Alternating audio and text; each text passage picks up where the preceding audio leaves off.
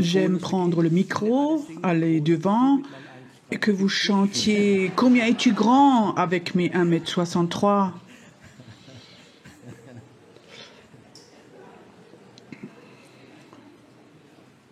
m. Ok, c'était une blague, hein. Pas que vous racontiez ça ailleurs.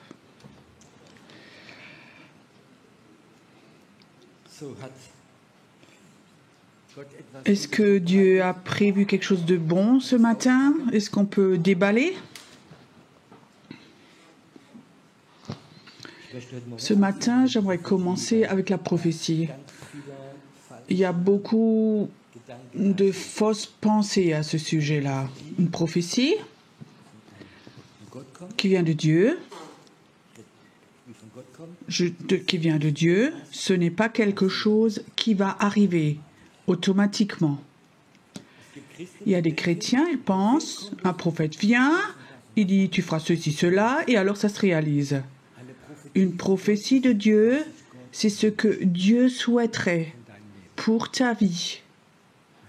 Et souvent nous oublions, il faut que nous fassions quelque chose, notre part. C'est juste ça. Beaucoup de personnes prennent cela, ils courent devant, j'ai besoin d'une parole prophétique, et ils pensent, j'ai besoin de sentiments de valeur. Oh, Dieu me voit aussi comme je suis super. Il prend cette prophétie, il le met dans la vitrine et tous ceux qui viennent et disent, oh, regarde, oh, ça c'est de béni, de celui-là que j'ai eu des paroles. Une femme vient me voir, elle me dit, frère Fé, tu peux prier pour moi pour que j'ai un fort ministère de guérison. Alors je dis, mais pourquoi ? Ben oui, il y a sans doute déjà 15 hommes de Dieu qui ont prophétisé que je vais avoir une onction de guérison. Et je dis, pour combien t'as déjà prié? Elle dit, j'ose pas. Alors je dis, je prophétise que tu auras jamais ce ministère-là. Elle n'a pas compris. Elle voulait que avoir des caresses. Dieu voudrait parfois, en général, pas nous faire des caresses, mais il faut qu'il nous apprenne comment on continue, veut nous prendre par la main. Les paroles prophétiques, nous pouvons les accélérer dans ce que nous les prions et proclamons. Dans ce que aussi nous agissions en conséquence, nous pouvons les freiner dans ce que nous faisons rien du tout. Lorsqu'on ne se prépare pas, nous pouvons aussi les tuer si nous ne le prenons pas. Et ça, c'est important. Les paroles prophétiques, c'est la volonté de Dieu que lui voudrait faire au travers de moi, de ton église, ta famille, de beaucoup de choses, de ton pays.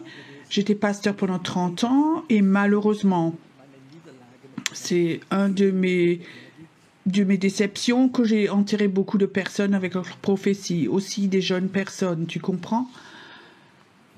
Un jeune homme, un vrai évangéliste, je veux dire. Il avait vraiment un cœur d'évangéliste. Il était dans les rues, il prêchait dans les rues, il parlait aux gens. À 40 ans, je l'ai enterré d'une overdose parce qu'il prenait trop de drogue. Et je me rappelle encore, il sortait de ce milieu et à cet enterrement, il y avait 200 personnes, à peu près. Et toutes ces personnes étaient là, de ce milieu, et j'enterre ce jeune homme que j'avais baptisé il y a 30 ans personnellement, et maintenant tu l'enterres, ce jeune, avec son appel. Il n'était pas prêt à payer le prix. Il est devenu rebelle et tout, et ça c'est difficile. Et j'ai enterré beaucoup de personnes, et pour moi ça c'est un double enterrement. La minorité peuvent dire comme Paul, j'ai combattu le bon combat, j'ai tout fait jusqu'à la fin. Et ça, c'est le plan de Dieu, cette prophétie. Et après, il y a autre chose, il faut que tu saches, tout ce que Dieu fait, le diable le copie. Maintenant, je vais raconter quelque chose de très personnel. Je crois que je n'ai jamais raconté lors d'un culte. J'ai une sœur plus jeune que moi. Elle a été éduquée comme moi dans un milieu très religieux. Et quand elle avait 20 ans, et quand elle était désespérée, elle est allée chez une voyante. Elle avait sa boule de cristal et elle a pas prophétisé, mais elle lui a dit l'avenir. Et elle lui a dit, tu auras un enfant qui va mourir très jeune, tu auras un enfant, ça va être handicapé, tu auras encore 3 enfants et ton mari va divorcer, il va te quitter et blablabla. 10 ans plus tard, elle vient me voir, elle dit, Pierrot, tu peux t'imaginer, tout ce que cette femme avait dit, ça s'est réalisé. Et tu sais quoi? Elle avait besoin de rien faire du tout. Le plan du diable, tu n'as pas besoin de faire quelque chose, il vient tout seul. Et au travers du monde, il vient comme ça. Et je crois que beaucoup de choses n'étaient pas le plan de Dieu. Mais elle a demandé le plan de l'ennemi et lui a donné. Et c'est intéressant que le plan du diable, tu n'as besoin de rien faire du tout. Le plan de Dieu, il faut que tu fasses quelque chose. Tu sais pourquoi? Parce que Dieu nous donne la liberté. Le diable ne donne pas de liberté. Tu es planifié dans son plan. Et maintenant, cette question, quand tu es planifié dans le plan du diable, est-ce qu'on peut en sortir? Une histoire qui m'a beaucoup impressionnée. Une femme qui n'était pas croyante, dans la ville de Mulhouse en France, elle va chez le voyant. Et le voyant, il a une boule de cristal, et il dit, écoute, tu vas te marier, tu auras 3 enfants, ton mari sera militaire, tu feras cet travail, je te vois marcher dans les rues, et tout d'un coup, l'image est coupée, je vois pas plus loin, c'est fini. C'est jamais arrivé, elle dit, mais ça ne continue pas, je peux pas te dire plus. Cette femme rentre chez elle. Plusieurs jours après, elle est dans la ville de Mulhouse. Elle se promène. Et alors, elle arrive à un passage piéton. Et alors, c'est rouge. Et elle va 3 pas sur le passage piéton. Qu'est-ce qui se passe maintenant? Et là, il y a une dame en face. Et elle lui dit, Evelyne, tu me connais encore? Et elle regarde... Mais on était donc au collège ensemble. Tu étais assise à côté de moi. Quoi? Toi? C'est toi? Et alors elle est de l'autre côté, sur le trottoir. Et l'autre lui raconte, tu sais, je suis aussi mariée, mais l'essentiel de ma vie, il y a 3 ans, j'ai rencontré Jésus. Et il a transformé ma vie. Est-ce que tu veux connaître ce Jésus aussi? Et là, sur ce trottoir, devant ce feu rouge, l'autre s'est converti. Tu sais quoi? La voyante avait vu. Le plan du diable avait été coupé et le plan de Dieu a été libéré.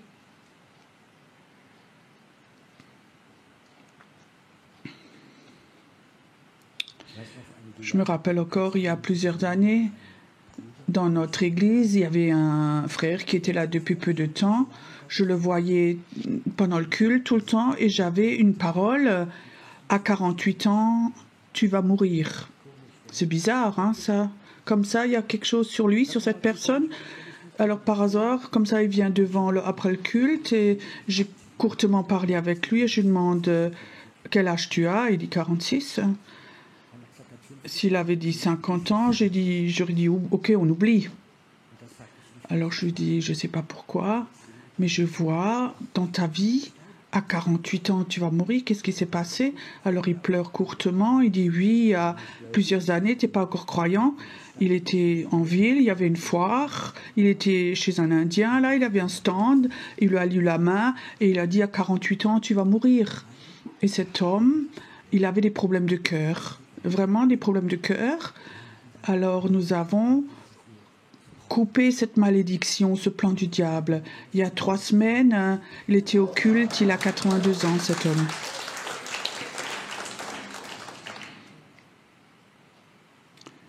Il faut que tu saches, il y a 2 possibilités dans ta vie. Il y a le plan de Dieu et le plan du diable. Et maintenant, dans quel plan, quand tu as accepté Jésus, est-ce que tu peux couper le plan du diable et tu rentres dans l'autre plan?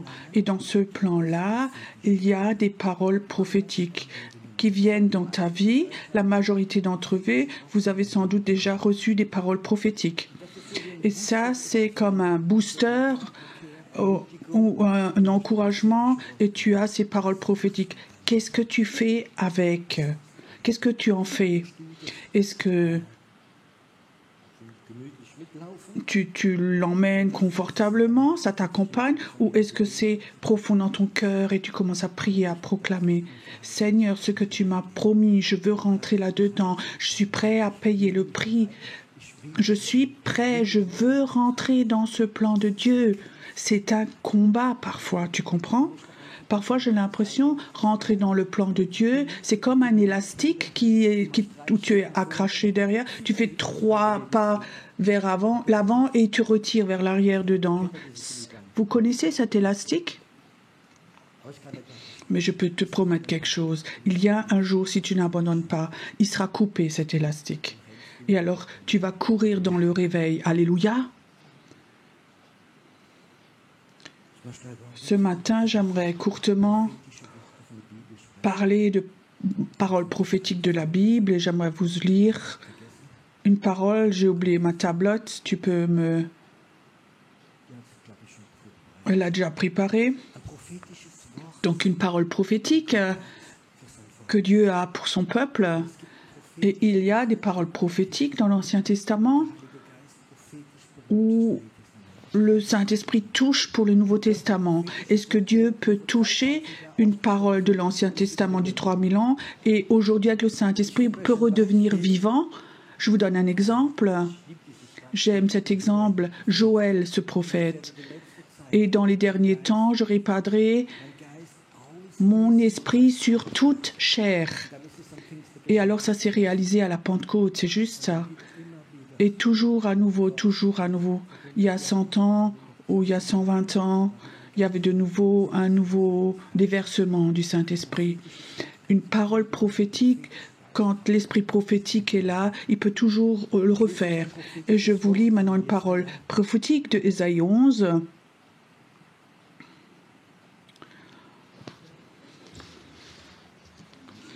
Si j'avais encore un bras plus long.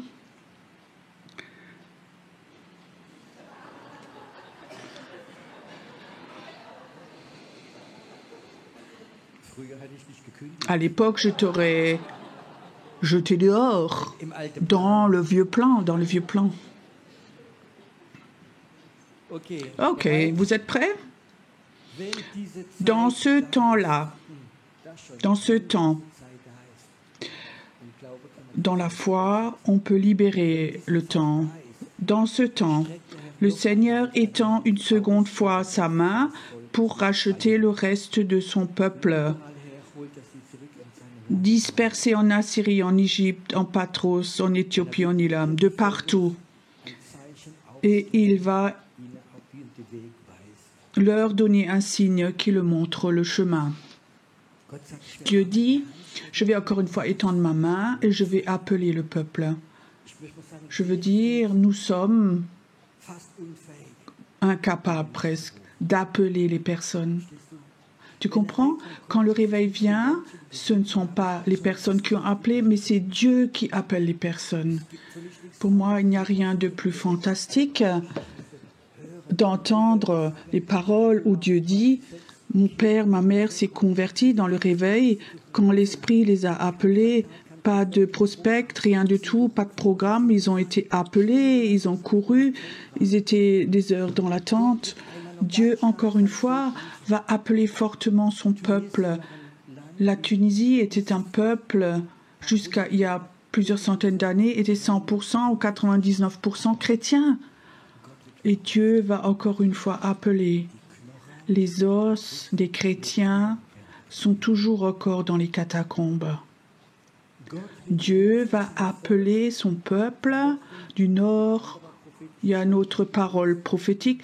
Dieu va appeler et dire au nord lâche, au sud lâche, à l'ouest, à l'est lâche. À qui Dieu parle? Au nord? Non, non. À cet esprit qui contrôle les personnes. Il y en a un qui est assis à la Mecque. Tu comprends? Et il contrôle les personnes. Et Dieu va appeler. Et je peux te dire, quand les chrétiens se convertissent, les musulmans se convertissent, ils sont plus forts que tous les chrétiens. Ils sont très évangéliques, très... J'étais en Algérie et j'ai entendu les plus grandes conversions. Je peux te dire, quand eux se convertissent, c'est comme un feu. Ils appellent toute leur famille. Ils savent, ils peuvent être tués. Ça leur est égal. Il faut qu'ils racontent. Nous ne voulons pas être blessés. Eux peuvent être tués. Dieu va encore une fois appeler. Dieu va encore dire celui qui contrôle le nord, au sud, à l'est, à l'ouest, et Dieu va mettre un signe, poser un signe. Je crois que le signe prophétique sera qu'un peuple d'intercesseurs prophétiques va se lever. Je crois que nous, cette semaine, on n'aura pas des beaux cultes, mais qu'on nous posons un signe prophétique dans le monde invisible. Dans le monde invisible, il y a quelque chose où les personnes, ils vont sentir, ils vont venir. Je suis vraiment convaincue de cette parole-là. Dieu va appeler les personnes, il va appeler les personnes. Et maintenant, qu'est-ce que nous pouvons faire? Je crois, nous pouvons amplifier l'appel de Dieu. Je crois que Dieu commence à appeler, vous aussi. Dieu, Tunisie, reviens. Tunisie, viens à Jésus. Tunisie, sois libre. Il va appeler, il va appeler. Et je crois que maintenant on peut faire quelque chose. Si nous croyons ça, si nous sommes dans le prophétique, alors nous allons amplifier cet appel. Nous allons l'amplifier. Et je crois que c'est quelque chose qui est très important. Ce matin, j'aimerais pas longuement prêcher, mais j'aimerais que dans l'esprit, vous réalisiez que Dieu est en train d'appeler, il est en train d'appeler ce pays et ils vont venir. Je peux te dire, aujourd'hui, j'ai dit hier, encore plus, on a plus de missionnaires ici, dans ce pays, que de chrétiens. Et je peux te dire, ça va vite changer. Tu comprends? Et les missionnaires n'auront pas le temps de s'occuper, tellement il y aura de monde qui se convertit. Je peux te dire, dans ces temps, il y a de merveilleux apôtres, prophètes de Tunisie. Ils vont se lever, ils vont être connus, pas seulement ici, mais dans toute l'Afrique. Ils vont venir. Tu sais, nous devons apprendre, dans la Bible écrit, il faut que nous renouvelions nos sens afin que nous reconnaissions le plan parfait de Dieu. Dans les Romains, nous devons renouveler nos sens. Ça veut dire il faut que nous pensions autrement, que nous voyons autrement, de sentir autrement. Comment est-ce que ça se fait, cela? Ça se réalise dans ce que, premièrement, nous invitions le Saint-Esprit, quand nous lisons la Bible, que nous lisions pas seulement avec l'intelligence, mais que nous voyions dans l'esprit, que nous sentions l'odorat dans l'esprit. Ce matin, je voudrais demander à ton esprit, pas à ton intelligence, est-ce que tu sens, est-ce que tu entends cet appel de Dieu pour la Tunisie? Est-ce que tu entends que Dieu appelle, c'est un Dieu qui appelle la Tunisie? Est-ce que tu peux dire dans ton cœur, des pays entiers vont revenir à Dieu, Dieu va les appeler, Dieu va dire à ces puissances qui contrôlent, lâche.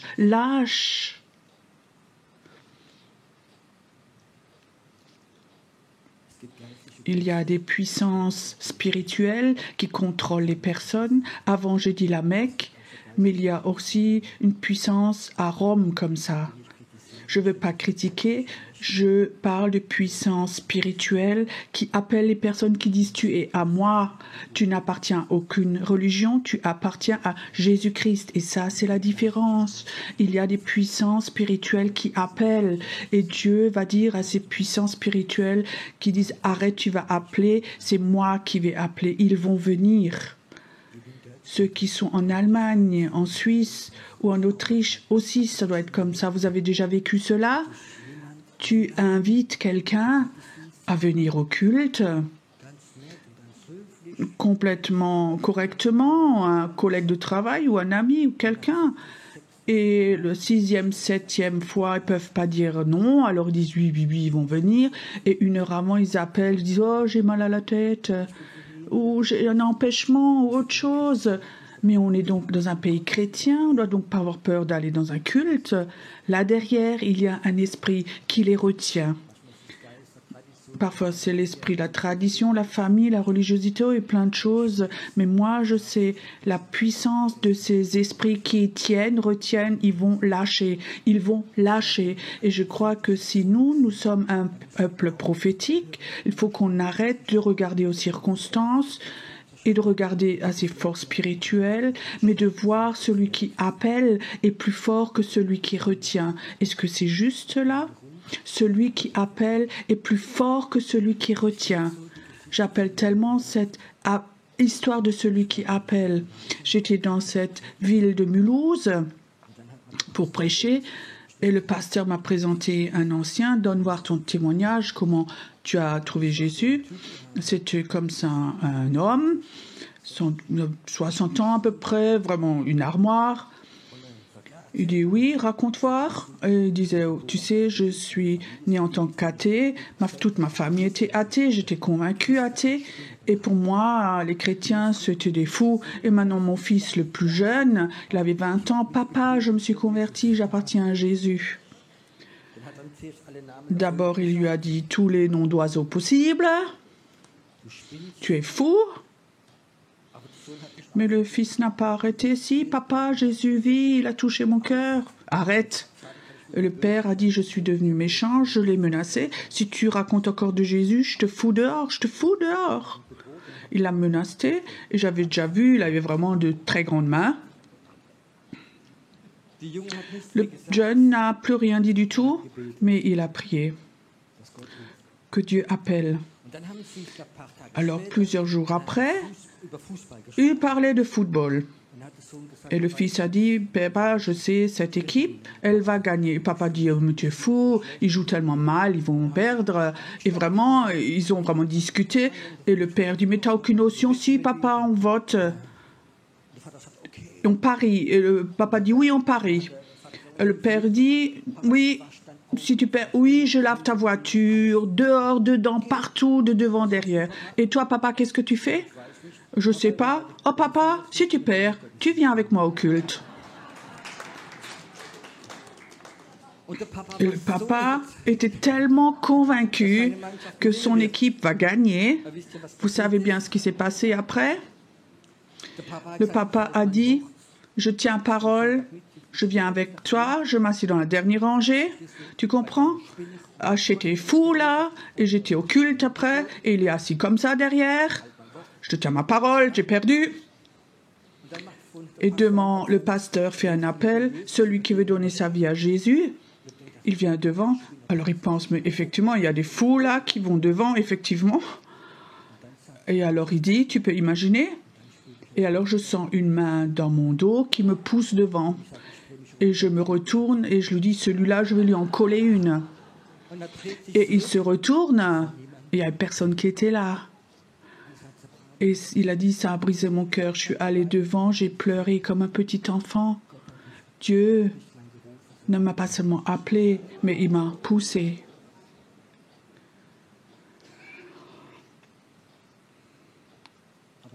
Mais c'est le temps est là. J'ai entendu beaucoup de témoignages comme ça, peut-être beaucoup d'entre vous aussi. C'est juste, Dieu m'a appelé. Mon intelligence disait non. Dieu m'a appelé. Ou je peux encore raconter une. Ce pasteur de Mulhouse, peut-être certains le connaissent, Leonardi me racontait. Il est professeur de métier.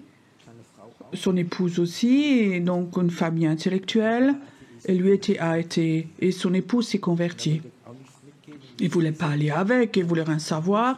Et le soir, il y avait un concert de gitans chrétiens. Et il savait, son mari aime la musique, c'est un musicien. Et elle disait, écoute, c'est un concert de musiciens, de 6 gitans. Et il est allé avec, juste à cause de la musique. Et il me raconte, il va là dans cette salle, une immense tente, 90% de gitans. Et devant, il y a un dirigeant, il avait l'air un drôle de look comme ça, les cheveux, visage est bizarre. Et là, il dirige là devant. Ouais, il faisait de la belle musique déjà, mais il avait un drôle de look, le type. Et alors, devant, un pasteur gitan fait un court message et appelle après. Et quelque chose m'appelait devant, je ne sais pas pourquoi, mais j'étais là devant, debout après. Et le pasteur parle de Jésus. Et j'aimerais juste faire quelque chose. J'aimerais prier pour le baptême de l'Esprit, que vous puissiez prier en d'autres langues. Alors cet homme était devant. Ce pasteur était devant là qui racontait ça, il ne comprenait rien du tout. Qu'est-ce que c'est que ces bêtises qu'il raconte? Alors il y avait un homme qui vient devant pour prier et c'était cet homme-là, le dirigeant. Et il lui dit, est-ce que tu veux parler en langue, savoir parler en langue? Le pasteur dit non. Et celui-là comprend oui. Il impose les mains. Et il dit, j'étais couché dans cette tente 1 heure par terre, j'ai pleuré et je parlais une langue que je ne connaissais pas. Tu comprends? Des professeurs intellectuels, le Saint-Esprit peut faire autrement. Cet homme maintenant était pasteur plus de 35 ans. Mais nous allons vivre comme Dieu va appeler des pays tout entiers. Tu sais, je ne suis pas en Tunisie à cause de la météo, du temps, mais je sais que c'est un pays que Dieu veut rappeler, reprendre. Parfois, je sens cet appel où Dieu veut reprendre. Quand j'étais dans ces catacombes et j'ai vu tous ces fresques, cette grande image de Jésus, et il porte un agneau sur ses épaules, et à côté, il y a ces pièces où il y a les os des chrétiens qui ont été tués par les musulmans. Quelque chose dans mon cœur, il y a quelque chose qui est là. Tu sais, ces os, pour moi, aussi les os de Élie. Il y avait quelque chose qui était dedans, Élisée. Et je voyais que c'était quelque chose... C'est eux qui sont la cause, ces os. Dieu va prendre ça comme un signe. Est-ce que tu sens dans ton esprit que Dieu appelle les Tunisiens? Il va les appeler les fanatiques, les islamistes, les orateurs, les gens occultes qui sont dans les prisons. Dieu va les appeler, il va les appeler, il va les appeler. Et ce matin, nous pouvons amplifier cet appel. Nous pouvons dire au nord, au sud, à l'est, à l'ouest, lâche, lâche, lâche. Peut-être tu peux aller au piano. Et ce matin, j'aimerais que nous faisions cela, que nous nous dispersions. Va dans un mur. Nous avons 4 murs ici dans la salle. Mets-toi à un mur vers l'extérieur.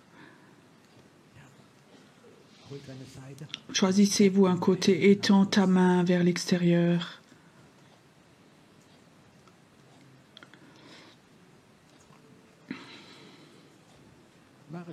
Fais-le dans la foi, et si tu ne l'as pas, ne le fais pas. Ces puissances qui veulent tout contrôler, qui contrôlent tout, elles sont partout.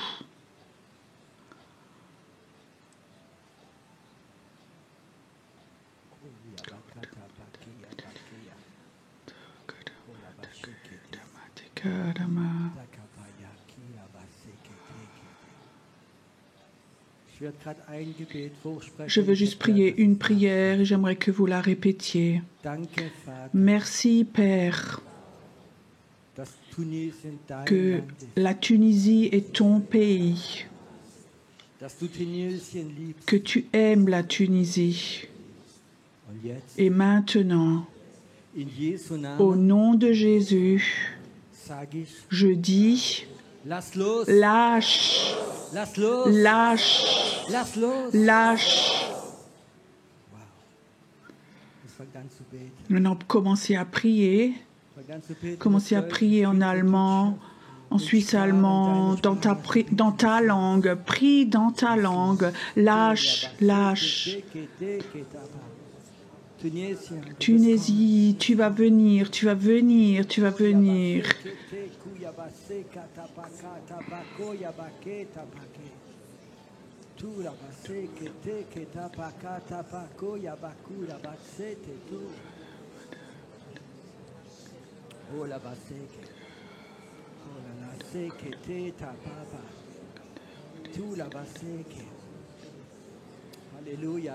Alléluia.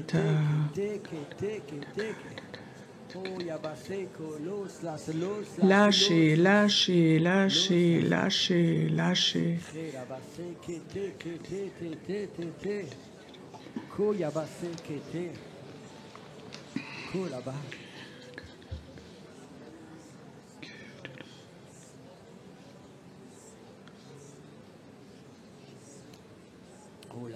Lâche, oh lâche, oh lâche. Toute puissance démoniaque maintenant doit lâcher. Toute puissance religieuse doit lâcher, lâcher, lâcher. La liberté pour la Tunisie, la liberté pour la Tunisie, la liberté pour la Tunisie, la liberté, liberté pour la Tunisie, liberté pour la Tunisie, liberté pour la Tunisie. Ça se passe maintenant, ça vient, ça vient, ça vient, ça vient. Saint-Esprit, viens, viens, viens, Saint-Esprit, viens, Saint-Esprit, viens, Gatamata.